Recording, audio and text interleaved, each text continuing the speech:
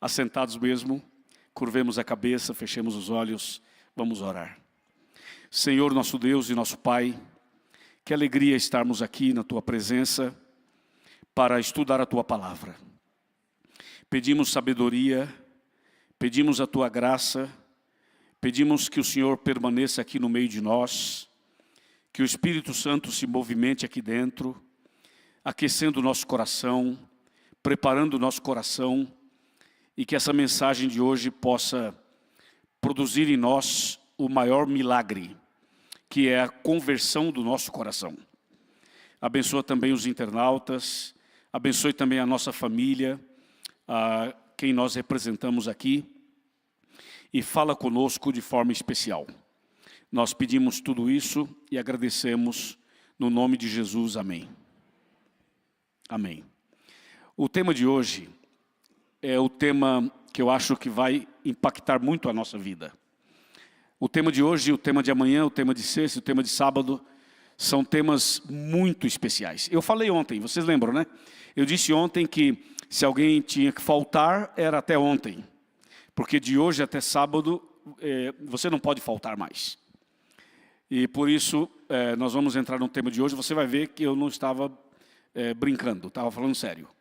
Vamos abrir a Bíblia em Zacarias. Zacarias está no Antigo Testamento.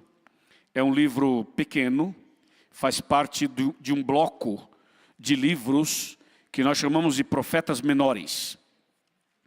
Zacarias capítulo 3. Vamos ler do versículo 1 até o versículo 4. Esse tema, eu tenho certeza, será muito importante para nós e também para os internautas. Zacarias 3, do versículo 1 até o versículo 4. Eu vou esperar um pouquinho, porque esse livro não é aquele livro tão popular que todo mundo acha fácil. Então demora às vezes um pouquinho para localizar. É o penúltimo livro do Velho Testamento. Depois de Zacarias vem Malaquias e aí já vem Mateus. Já vem o Novo Testamento. Então Zacarias 3, do verso 1 até o verso 4. Quem achou, diga amém.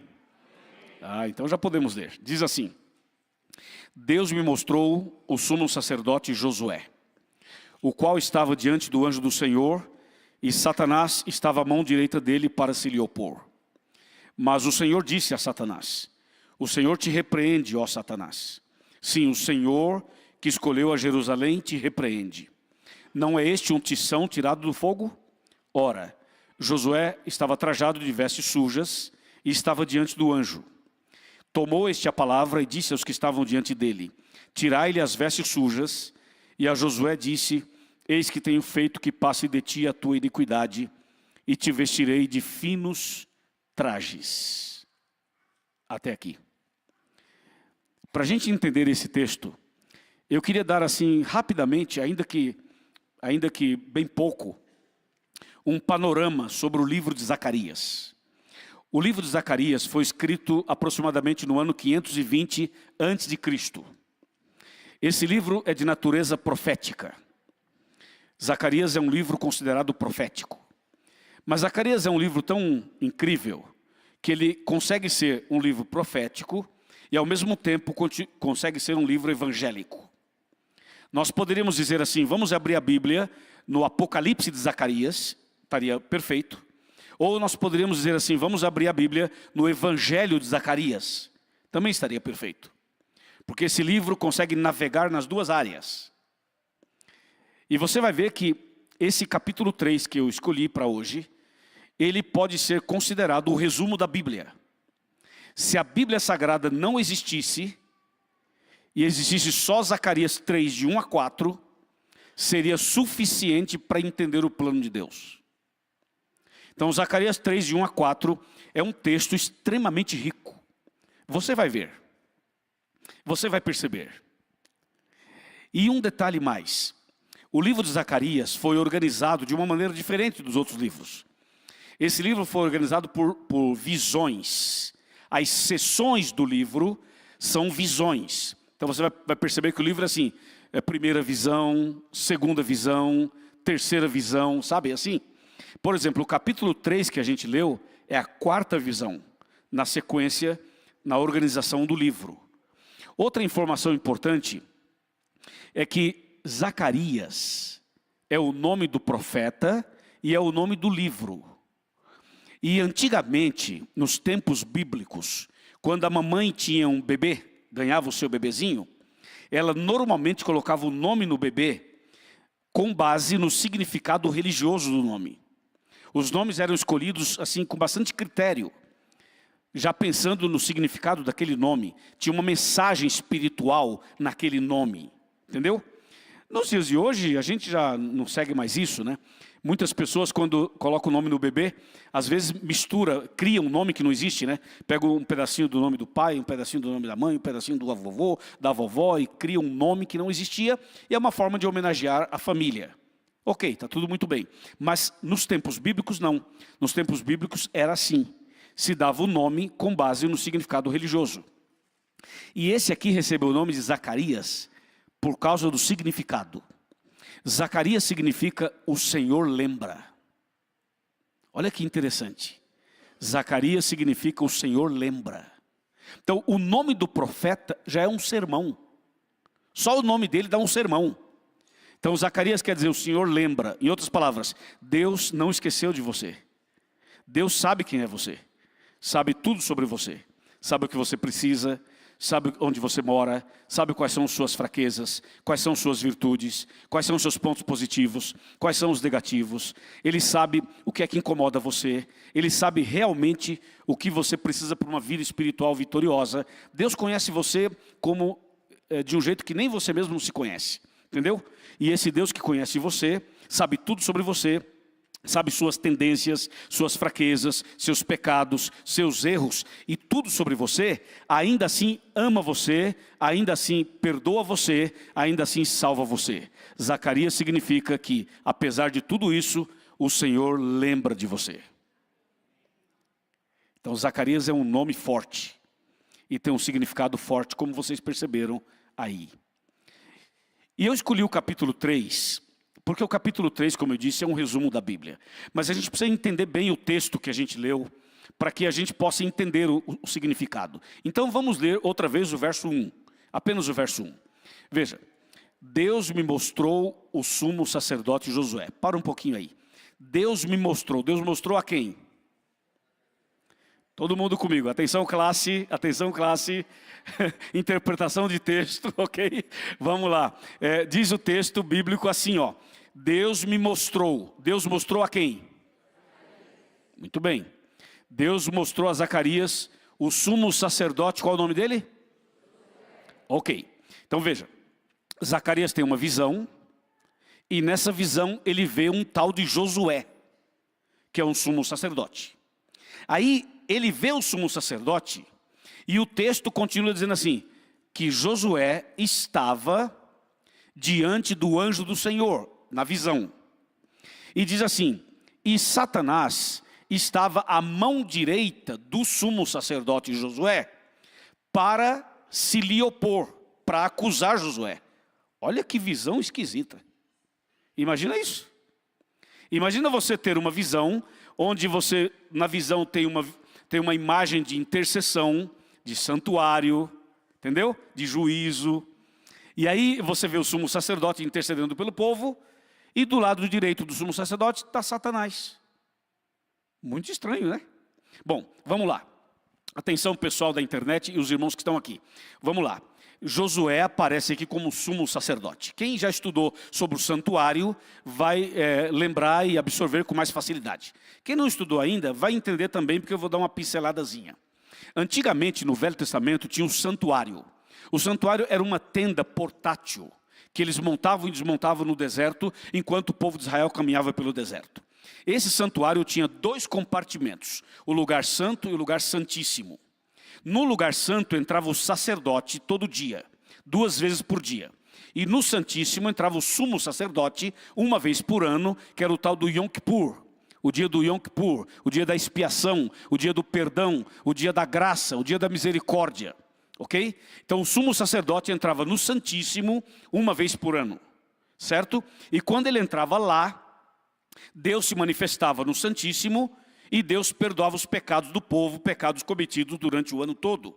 E aí Deus perdoava e eles então viravam a página e começava mais um ano e todo o processo de novo e tal. Eu não estou entrando no assunto do sacrifício de cordeiros, não estou entrando nesse assunto, apenas destacando que no lugar santo entrava o sacerdote e no santíssimo o sumo sacerdote que intercedia pelo povo diante de Deus para Deus perdoar os pecados das pessoas. Ok? Então, a partir dessa doutrina bíblica, vem a visão de Zacarias. Zacarias tem uma visão e ele vê essa imagem que ele tem é a imagem de um santuário, de um juízo, de um processo de intercessão. Por isso que ele vê o sumo sacerdote Josué, e o sumo sacerdote Josué estava numa cena de intercessão, na visão, ok? Estava intercedendo. Só que enquanto o sumo sacerdote Josué intercedia pelo povo, do lado direito dele estava Satanás.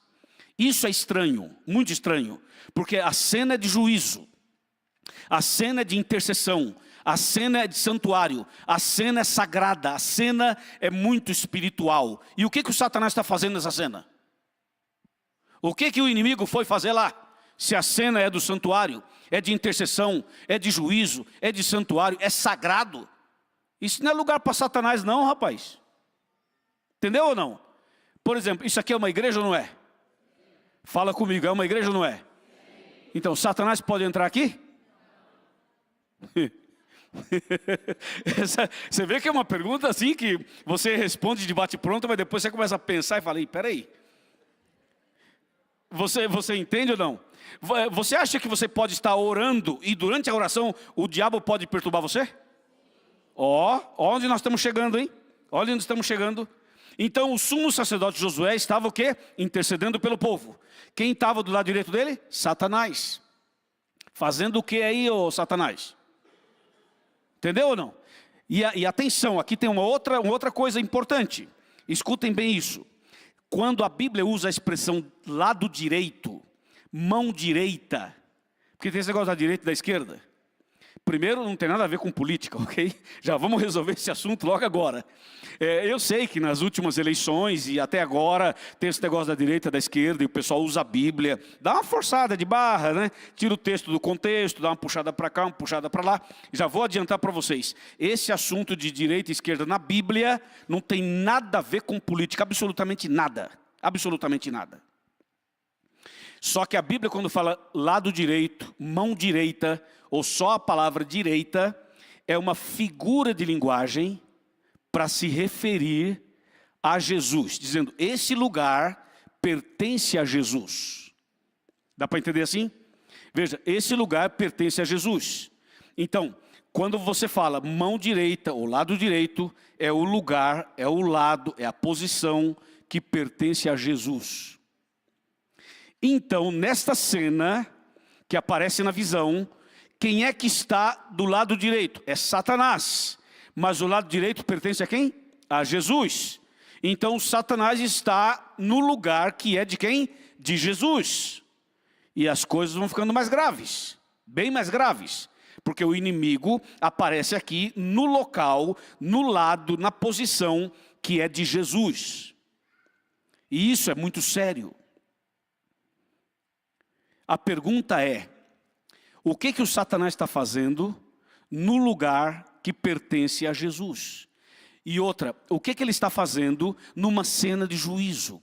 O que ele está fazendo numa cena de intercessão, que é tão solene, tão sagrado? Quer ver uma coisa? O nosso casamento, o casamento em geral, pertence a quem? Não é a Deus? Não é Deus o autor do casamento? É. O que o Satanás quer fazer? Se meter no casamento, é ou não é? Não é dele, mas ele quer se meter. A família pertence a quem? A Deus. Não foi Deus que criou a família? Sim, foi. O que o diabo quer fazer? Se meter na família e complicar a vida da família. A nossa vida pertence a quem? A Jesus. E o que o diabo quer fazer? Dominar a nossa vida. O lado direito pertence a quem? A Jesus. E quem está lá? O Satanás. Satanás sempre quis ocupar o lugar de Jesus. Escuta isso. Isso aqui eu vou sentar no meu banquinho do Chega Mais Perto. Olha só. Olhem por favor, presta atenção. Na Bíblia, quem é o leão da tribo de Judá? Está fraco. Quem é o leão da tribo de Judá? Tá, mas quem é que anda em derredor bramando como leão procurando alguém para devorar? Satanás. É leão do mesmo jeito. Leão é usado para Jesus e usado para Satanás. Jesus é o leão da tribo de Judá e o Satanás anda em derredor bramando como leão procurando pessoas para devorar. Você viu? Mas é leão. Quer ver outra? Na opinião de vocês, quem é a brilhante estrela da manhã? Jesus. Mas me explica aí, Isaías 14, de 12 a 14, que diz assim: como caíste do céu, ó estrela da manhã, filho da alva, lancei-te por terra, diante dos reis te pus para que te contemple. Quem é esse camarada aí? É o Satanás.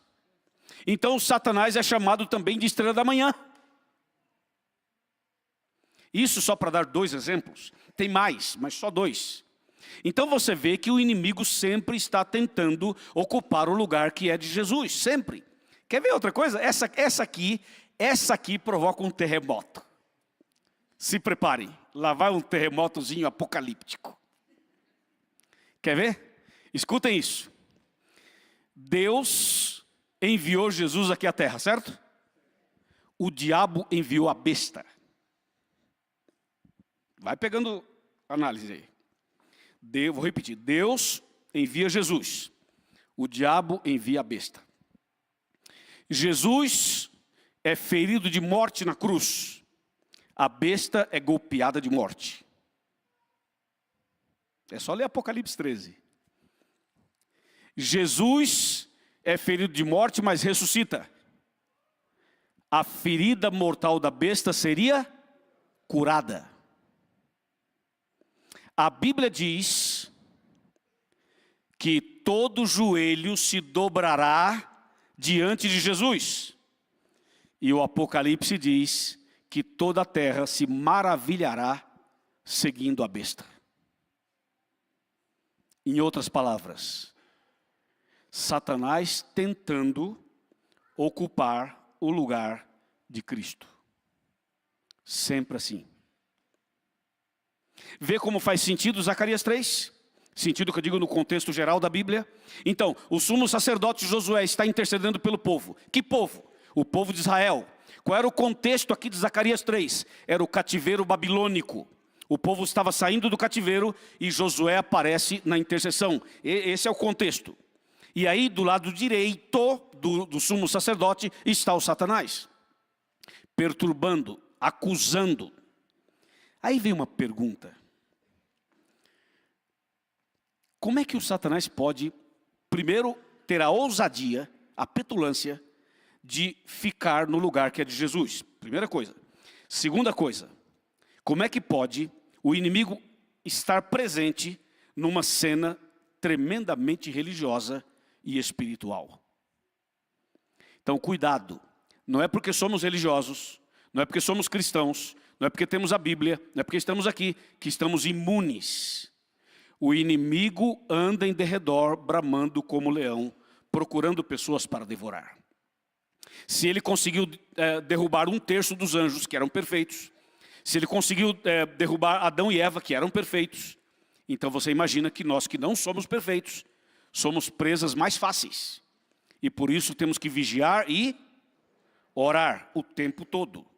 O tempo todo. Agora tem uma pergunta. Por que o Satanás foi aparecer naquele lado direito lá, hein? De acordo com Zacarias aqui. O que aconteceu? O que aconteceu para ele estar ali? Vamos ver por quê. Zacarias 3, verso 3. Zacarias 3, verso 3. Fiquem sempre com Zacarias, que a gente vai sempre citar os textos. Zacarias 3, verso 3, diz assim: ora, Josué estava trajado de vestes o quê? Como estavam as vestes dele? Sujas. Ora, Josué estava trajado de vestes sujas e estava diante do anjo do Senhor. Aí está o ponto. Atenção. Satanás olhou para Josué assim, ó. Josué estava orando, intercedendo, é ou não é? Fazendo intercessão. Satanás olha e diz assim: você é sumo sacerdote, é? Você está orando pelo povo, está? Você é ancião da igreja? Você é pastor da igreja? Você é membro da igreja? Está orando pelas pessoas, não está? Está pregando, está cantando, está orando, está intercedendo pelo povo, é isso aí, Josué? Olha para você, Josué. Olha para você. Você está sujo, rapaz. Suas vestes estão sujas. Você não é digno de fazer isso. Você não pode interceder pelas pessoas. Você nem sumo sacerdote pode ser. O que você está fazendo? Você não é digno. Você não pode, está vendo? Você está sujo. As suas vestes estão sujas. Você não pode fazer o que você está fazendo. E aí o diabo vem para se opor, para acusar, para dizer para Josué, não faça mais isso, para de fazer isso. Porque as vestes estavam sujas. Irmãos, vamos ser bem sinceros. Nós somos pecadores? Você reconhece que você é pecador? Eu sou o primeiro da fila. Todos somos pecadores. Então, de alguma maneira, nós temos alguma sujeira. Porque nós somos pecadores. Não estou dizendo que você é uma pessoa má, que sai por aí fazendo coisa errada, não é isso. Mas nós temos uma natureza pecaminosa e por isso nós temos, de alguma maneira, vestes sujas também. Está certo? Então, o inimigo faz conosco o que ele fez com Josué na visão. O inimigo olha para as pessoas e diz assim, está fazendo o que na igreja? A igreja não é para você, rapaz. Você já foi longe demais. Você já fez tanta coisa que não deveria fazer. E agora está aqui na igreja com a Bíblia na mão, achando que é o quê? Pensa que eu não conheço você? Eu sei que você fez. Ontem você fez. Hoje você fez. E você está aqui na igreja, está pensando o quê? Eu conheço tua sujeira. Eu conheço teus problemas. Eu conheço os teus pecados. E você não pode frequentar a igreja. Vai embora daqui. Vai embora daqui, a igreja não é para você, entendeu? E cantar lá na frente nem pensar, pregar então nem pensar, ajudar em alguma coisa nem pensar, você não é digno, você não pode, vai embora daqui, você é pecador, você fez isso, você fez aquilo. E o diabo aponta seus defeitos, suas falhas, seus pecados, põe o dedo na ferida e diz assim, você está sujo e você não pode estar aqui na igreja, vai embora da igreja. Quantas pessoas estiveram aqui e não estão mais. Sabem por quê? Porque elas se consideram exatamente assim. Não sou digna de estar aqui. Não é assim? Não consigo manter o padrão de vocês. Eu não consigo. Então eu não sou hipócrita. Quer saber? Não vou ficar aqui porque eu não quero demonstrar uma coisa e ser outra. Então Satanás vem com essa artilharia pesada. Entendeu ou não? Artilharia pesada. E fala assim, você não pode estar aqui. Vai embora daqui. E quantas são as pessoas que vão embora e não voltam nunca mais? Mas sabe o que Jesus diz? Jesus diz uma coisa diferente. Veja o que Jesus diz. Zacarias 3, verso 2. Zacarias 3, verso 2. Olha o que Jesus diz. Esse texto é extraordinário. Ele fala assim, ó. Mas o Senhor disse a Satanás, o Senhor te repreende, ó Satanás. Sim, o Senhor te repreende, ele que escolheu a Jerusalém, te repreende. Não é este um tição tirado do fogo? O que Deus fez nesse caso? Repreendeu Satanás. Porque essa estratégia de Satanás está errada. O que ele está dizendo está errado. E nós muitas vezes caímos nessa armadilha de que para estar aqui, temos que estar no nível X para poder estar aqui. Muitos pensam isso, sabia disso? Muitos pensam assim. E tem gente que fala assim, não vou me batizar porque eu não estou preparado. Eu não vou agora porque eu não estou preparado. Eu não posso ir para a igreja porque eu não estou preparado. E a gente tem esse negócio do estar preparado e tal, e fica muitas vezes postergando por causa disso. Enquanto Satanás fala assim, ó, você é uma pessoa suja, você é pecadora, você fez isso, fez isso, fez isso, fez isso. Enquanto o diabo apresenta a tua lista e as acusações para você, sabe o que Jesus diz? Jesus diz assim, você é pecador? Então vinde a mim. Você está sujo? Vinde a mim. Você fuma? Vinde a mim. Você bebe? Vinde a mim. Você usa drogas? Vinde a mim. Você tem pouca fé? Vinde a mim. Não tem fé nenhuma? Vinde a mim. Você é adventista? Vinde a mim. É católico? Vinde a mim. É espírita? Vinde a mim. É agnóstico? Vinde a mim. É ateu? Vinde a mim. É judeu? Vinde a mim. É pentecostal? Vinde a mim. É o que? Tradicional? Vinde a mim. Quem é você? Freira? Vinde a mim. É padre? Vinde a mim. É pastor? Vinde a mim. Quem é você? É homem? Vinde a mim. É mulher? Vinde a mim. É homossexual? Vinde a mim. Quem é você? Vinde a mim. Vinde a mim. Você que é pecador. você que está cansado, oprimido, sobrecarregado, você que tem mancha, você que não consegue, você que está perdido, você que está chorando, humilhado, derrotado, vinde a mim e eu te aliviarei. É Jesus que fala isso. Jesus fala assim: venha a mim os pecadores, eu perdoo você, eu te dou um novo coração, eu curo você, eu liberto você, eu salvo você. Sabe por que é assim? Porque ninguém consegue se purificar primeiro para ir a Jesus, sabia? Ninguém consegue resolver os seus problemas espirituais para depois vir aqui. Você sabe, nenhuma pessoa se cura primeiro para depois procurar o médico.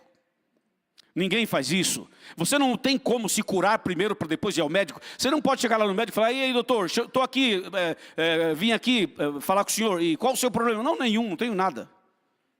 Ok, então vai embora para casa, não tem nada. Entendeu? E nós temos essa mania, a gente acha que tem que se purificar primeiro para depois se entregar a Jesus. Isso é um engodo, isso é uma armadilha. Como dizem em espanhol, isso é uma trampa, hermanos. Uma trampa del diablo. Porque no texto de Zacarias está muito claro. O sumo sacerdote Josué estava com as vestes sujas. O diabo vê, percebe e vem aqui e diz assim: você não pode ser sumo sacerdote. Você não pode interceder. Você não pode fazer isso. E quantas pessoas dizem assim. Uma vez, eu estava num lugar dando um treinamento. Era uma aula de missão.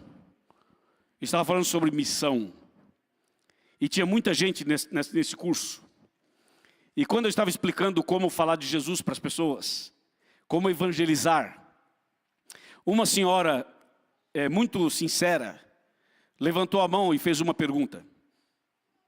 E disse assim: eu não posso falar de Jesus para as pessoas.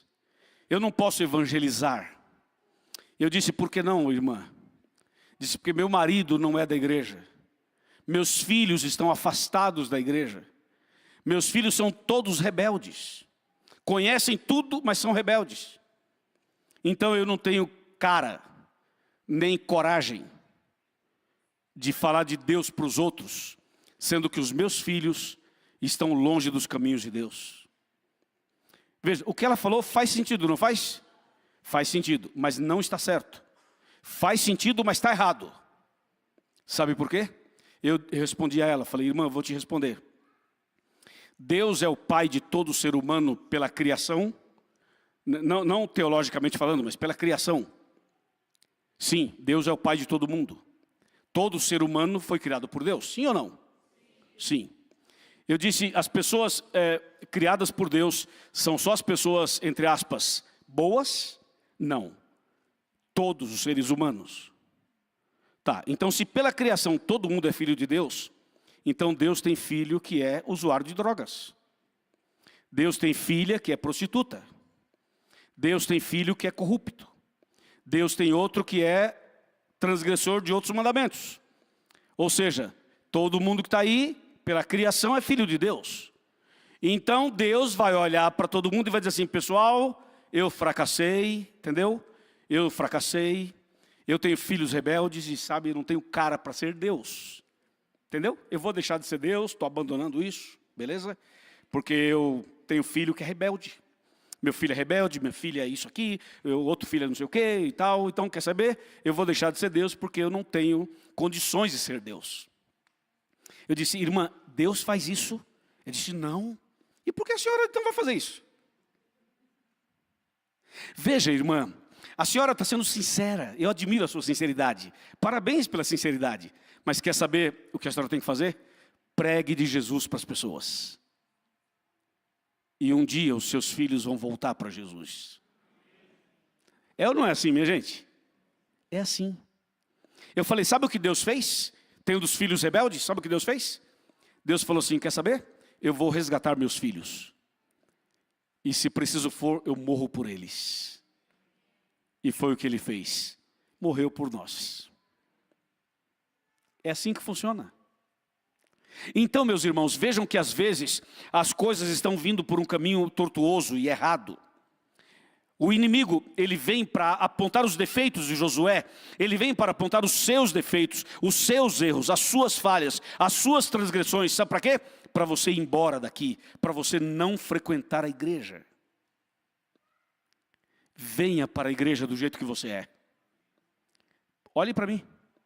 Olhe, não importa o que você já fez. Venha para Jesus do jeito que você está.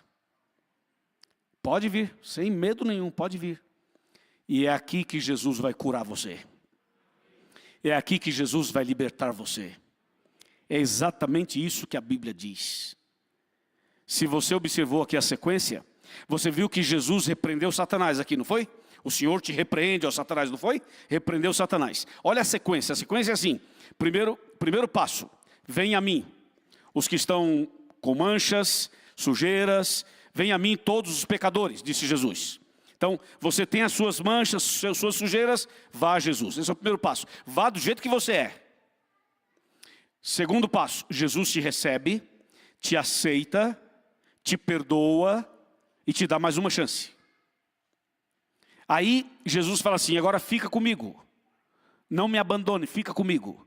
E deixa que de Satanás cuido eu. Então, Jesus vai lá e repreende Satanás. E expulsa Satanás. E aqui uma outra lição importante. A sua luta e a minha não é diretamente você com Satanás. Vamos desmistificar isso. A sua luta e a minha não é você diretamente com Satanás. Tipo assim, aí Satanás, sou adventista, rapaz. Tenho fé, estudo a Bíblia, faço oração, pode vir. Não, não faça isso. A sua luta não é você com o Satanás. Porque você não pode vencer Satanás. Você não pode. Você é pecador. Ele vai enganar você. Ele vai enrolar você. Ele vai derrubar você. Sabe qual é a nossa luta? A nossa luta é para estar aos pés de Cristo. A nossa luta é para ler a Bíblia todo dia. A nossa luta é para orar todo dia. A nossa luta é para estar na presença de Deus todos os dias. Diga amém, irmãos. Essa é a nossa luta. Então, se você e eu estamos ali em Jesus o tempo todo, estamos aqui com Jesus, em oração com Ele, com Jesus, nossa luta é estar com Jesus. Jesus protege você, cuida de você, ampara você, cuida de você, e só tem um que expulsa Satanás. Só tem um capaz de expulsar Satanás. É o Senhor Jesus. É o sangue de Jesus. É a graça de Deus que faz isso. Deu para entender ou não? Então, você fique com Jesus, anda com Ele, e a vitória é certa. E a vitória é certa. É assim que a Bíblia está dizendo. Veja que Josué foi, intercedeu e tal, e Jesus veio e repreendeu Satanás. Então, primeiro passo, venha como você está. Segundo passo, Jesus fala assim, fica comigo, Jesus perdoa você, te dá uma nova chance, te dá a bênção, recebe você. Em seguida, Jesus expulsa Satanás, repreende o inimigo, manda ele embora, e aí vem o último passo. Sabe qual é o último passo? É o verso 4. O verso 4. Esse é o último passo na sequência aqui. Diz assim, tomou este a palavra e disse aos que estavam diante dele, tirai-lhe as vestes sujas.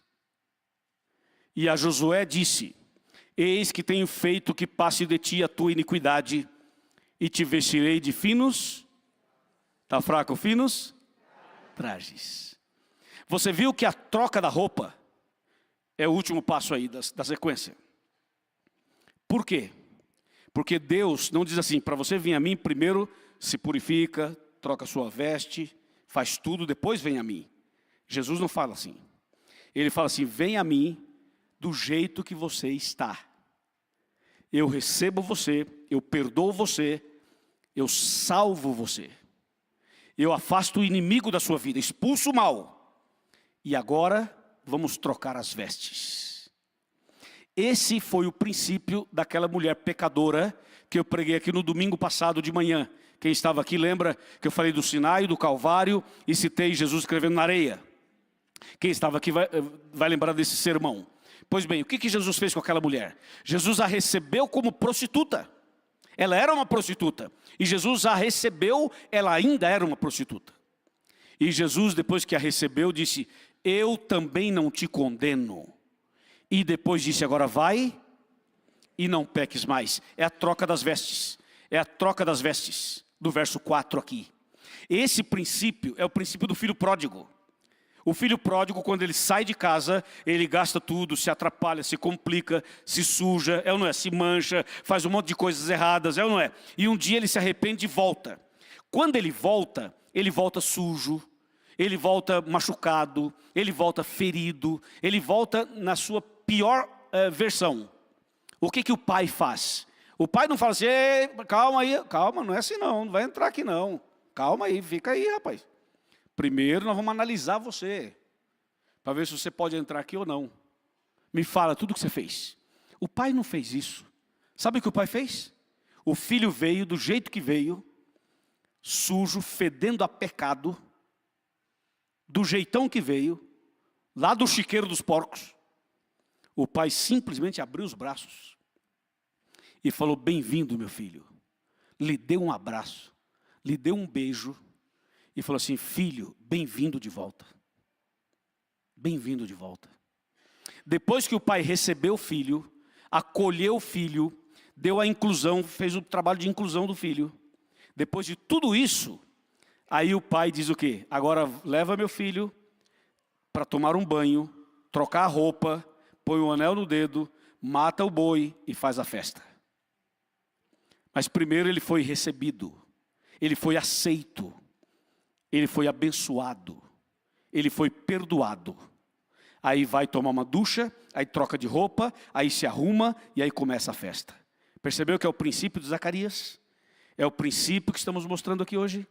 E esse também é o princípio de Adão e Eva. Você lembra da história de Adão e Eva, não lembra? Adão e Eva pecaram, né? Pecaram. E depois que eles pecaram, perceberam que estavam nus. A nudez de Adão e Eva não era só física, era uma nudez também de alma. Era uma nudez espiritual. E eles se afastaram de Deus, fugiram de Deus, porque estavam nus e porque pecaram. Deus foi atrás deles. E quando Deus os encontra, Deus percebe que eles estavam nus, envergonhados e com medo de Deus. Sabe o que Deus fez? Deus perdoou Adão e Eva. E depois matou um cordeiro.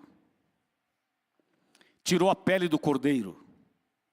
E o próprio Deus confeccionou roupas para Adão e Eva. E depois que Deus confeccionou as roupas para os dois, de pele de cordeiro, alto nível, aí Deus mesmo foi lá e trocou as vestes deles. Eu gosto de analisar a Bíblia nas suas entrelinhas, nos seus detalhes. Por que Deus não pediu para um anjo fazer isso?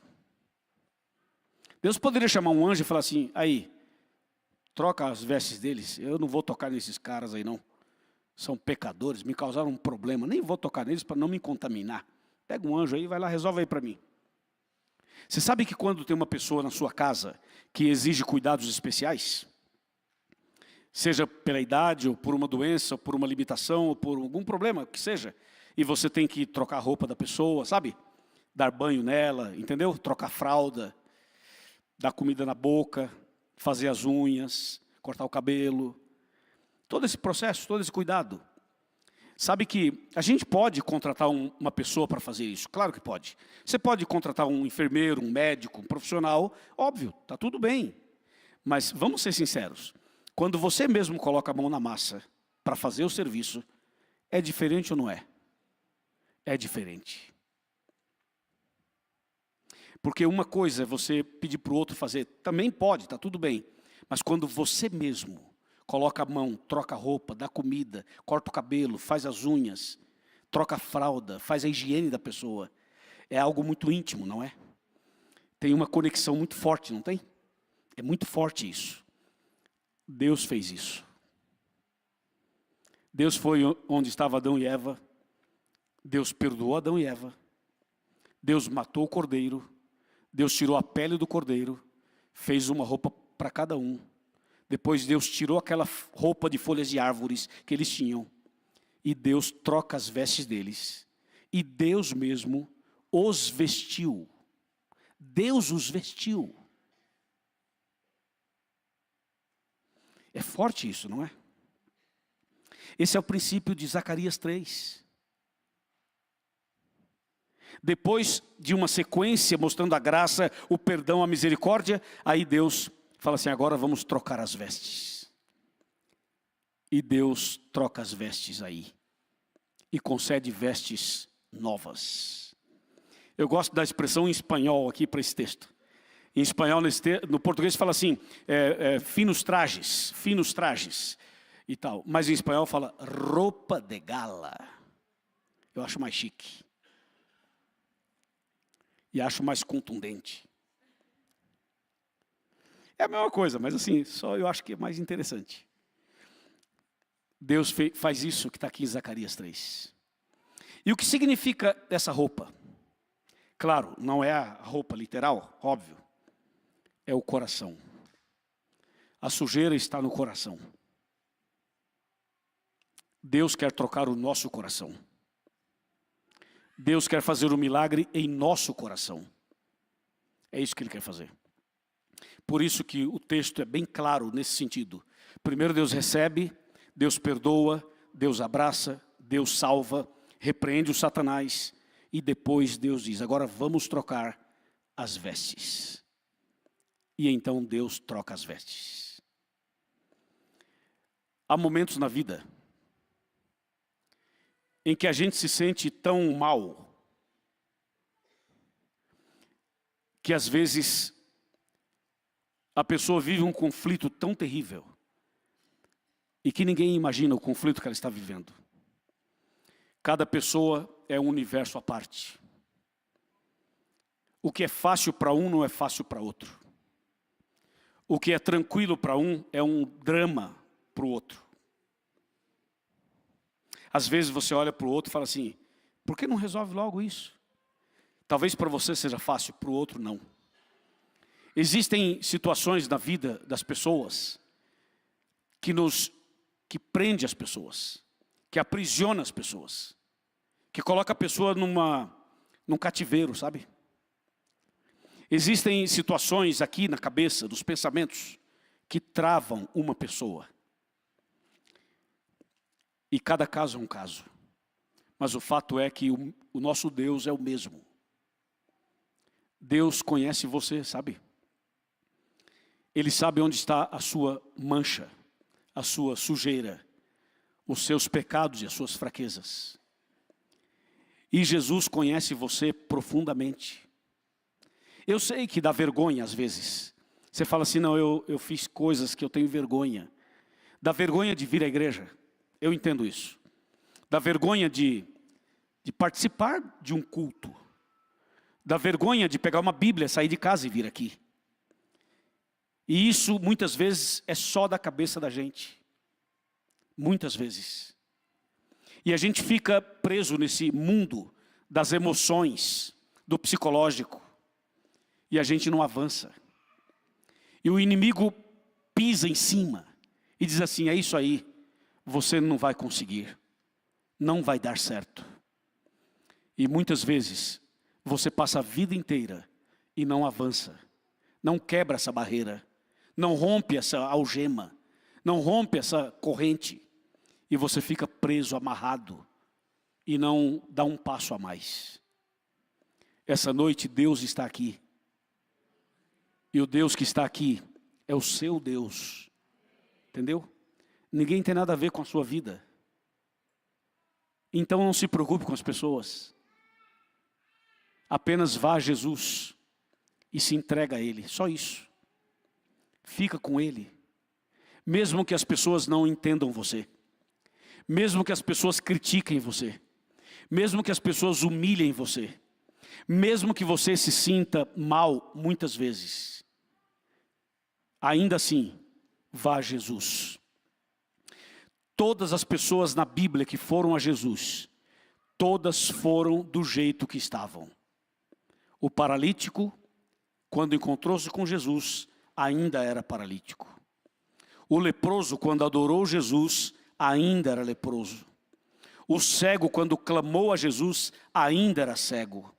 A prostituta, quando foi a Jesus, ainda era prostituta. O doutor Nicodemos, quando foi a Jesus, estava perdidaço. Todos eles, não tem um que tenha ido a Jesus e que não estava com nenhum problema. Todos estavam. E foram do jeito que estavam. E foi Jesus quem os recebeu como eles eram. E foi Jesus quem os transformou. E foi Jesus quem dignificou essas pessoas. E foi Jesus quem as resgatou. E o céu vai ser lindo por causa disso. Porque o céu vai ser totalmente cheio de pessoas que viveram dramas por causa do pecado, mas que foram alcançadas, perdoadas, lavadas e remidas pelo sangue de Jesus. Isso é maravilhoso, é extraordinário. E por isso eu queria ler o último texto da Bíblia hoje com vocês. Abram suas Bíblias e vamos ler o último texto hoje. Apocalipse 3, verso 20.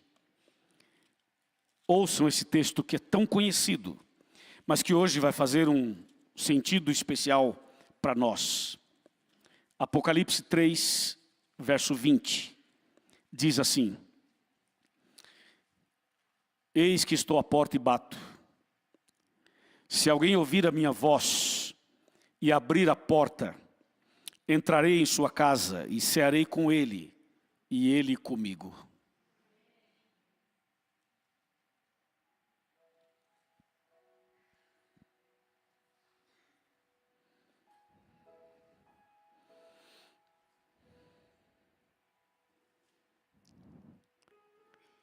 Você acha a mensagem desse texto positiva ou negativa?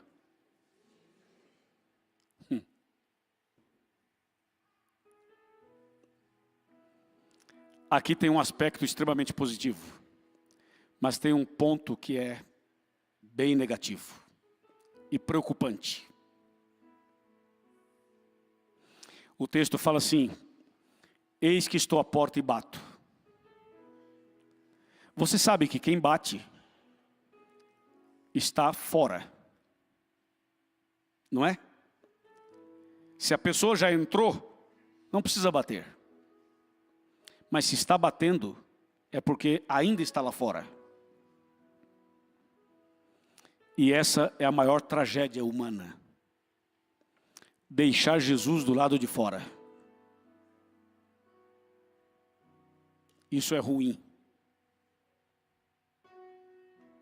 Não deixe Jesus do lado de fora. Mas o que é que tem de positivo aqui? É que mesmo estando lá fora, ele não para de bater. Amém?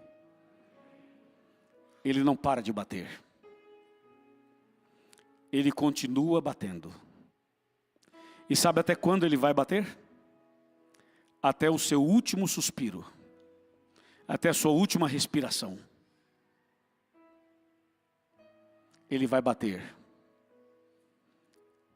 Essa noite, com essa meditação, ele bateu fortemente na porta de cada coração. E Jesus fala assim: eu estou à porta e bato. Se alguém ouvir a minha voz e abrir a porta, não basta só ouvir, tem que abrir a porta. Temos que ouvir a voz dele e abrir a porta. Ele diz assim: aí eu entrarei em sua vida, em sua casa, e cearemos juntos. Vamos ser íntimos.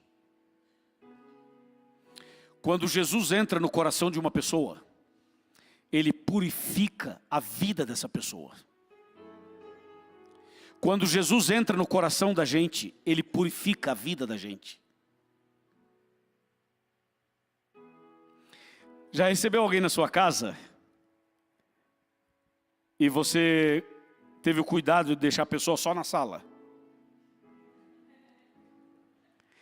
Você não queria que fosse até o quarto. E nem em toda a casa. Só, quem sabe, a sala, talvez o banheiro que a pessoa vai usar, e talvez a cozinha. Mas tem partes da casa que a gente não quer que a visita veja. É uma exposição, não é? Na vida cristã acontece algo parecido. Nós queremos Jesus só até a sala. Não queremos que Ele mexa em outras coisas. Eu quero Jesus para me abençoar, mas Ele não pode ver minhas redes sociais. Ele não pode ver aquele cantinho da minha vida, porque ali eu tenho um pecado de estimação, que está guardadinho ali. E ali eu não quero que Jesus entre. Eu quero Jesus, mas eu quero Jesus do meu jeito. E essa é uma tragédia. No céu nós vamos ter surpresas. Pessoas que nós achávamos que iam para os céus, poderão não ir.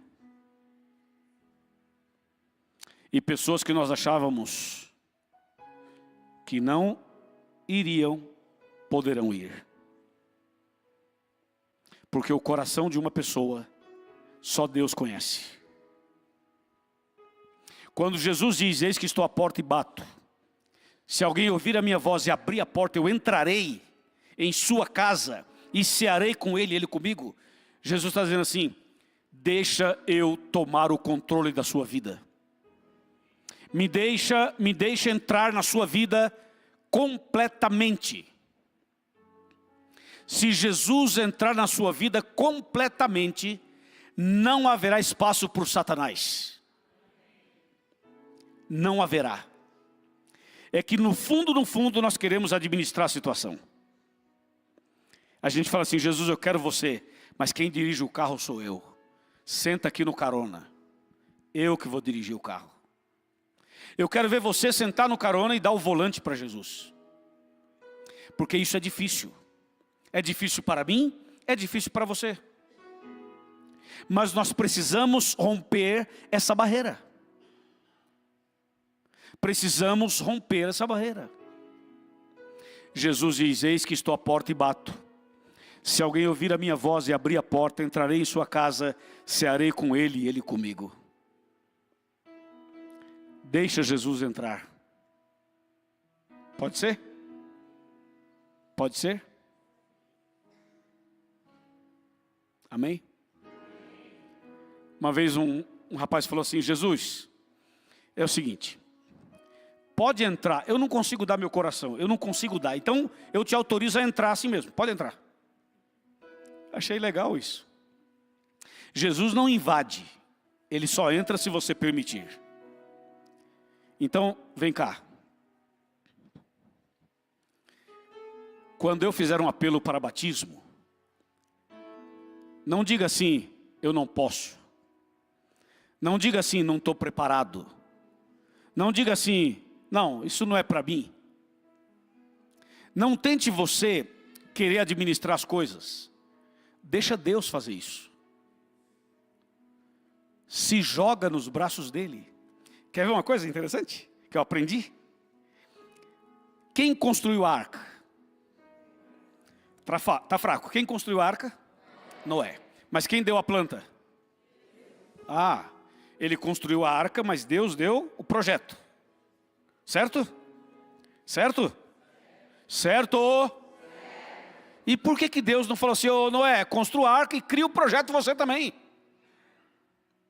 Se Noé tivesse feito o projeto, ele colocaria leme. E o bicho ia grudar no leme. E aí a tragédia ia ser terrível. Entendeu, irmã?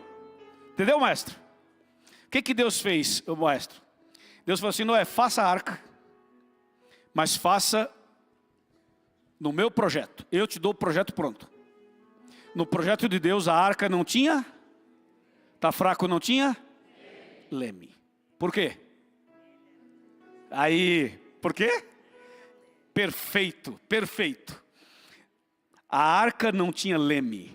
O que Deus estava dizendo para Noé? Eu vou dirigir. Eu vou pilotar. Não é você. Entendeu? Pegou? Eu vou pilotar. E esse é um princípio. Dá para deixar Deus dirigir? Se eu chamar você para batizar, você vai aceitar? Ou vai ficar agarrado no volante aí? É porque tem que ser prático, não adianta ficar só na teoria também, né? Tem que ser prático.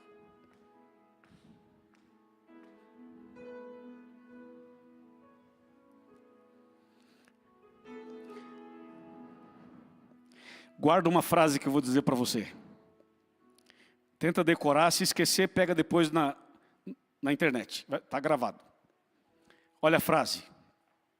Essa frase já falei, vou repetir. Já foi dita, vou repetir. Preste atenção, por favor. Maestro, bem emocionante. Esse maestro é fera. Isso, bem emocionante. Ó, é assim, ó. Quando você aceita Jesus, Ele tira você da lama. Quando você anda com Jesus, Ele tira a lama de você.